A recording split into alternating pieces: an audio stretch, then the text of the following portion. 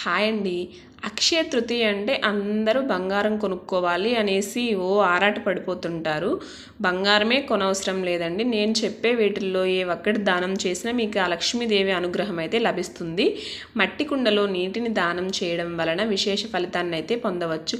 Barley బియ్యం, గోధుమలు, పెసలు, శనగలు, గొడుగు, చెప్పులు, గోవులు, భూమి, వస్త్రాలు, విసనకర్రలు, మామిడి పండ్లు దానం చేయడం వలన ఆ లక్ష్మీదేవి అనుగ్రహం అయితే లభిస్తుందండి. శివుణ్ణి పూజించేవారు శివలోక ప్రాప్తి కోసం పెరుగు అన్నం దానం చేయడం చాలా మంచిది. శ్రీ మహావిష్ణువును పూజించే వాళ్ళు విష్ణులోక ప్రాప్తి కొరకు పానకం, వడపప్పు దానం చేయడం మంచిది. పరమాత్మను పూజించేవారు మీరు కోరిన కోరిక నెరవేరుటకు ఆహారంలో ఉప్పును తీసుకోకుండా ఉంటే మంచిది. చక్కెర కలిపిన పేలల పిండిని ప్రసాదంగా తినడం మంచిది. ఈరోజు సూర్య నమస్కారం ఖచ్చితంగా అయితే మనం చేయాలండి. ఇలాంటి మోర్ ఇన్ఫర్మేషన్ వీడియోస్ కోసం please like and subscribe share. నా వీడియోస్ చూస్తున్నారు కానీ ఎవరు సబ్స్క్రైబ్ చేసుకోవట్లేదు. ప్లీజ్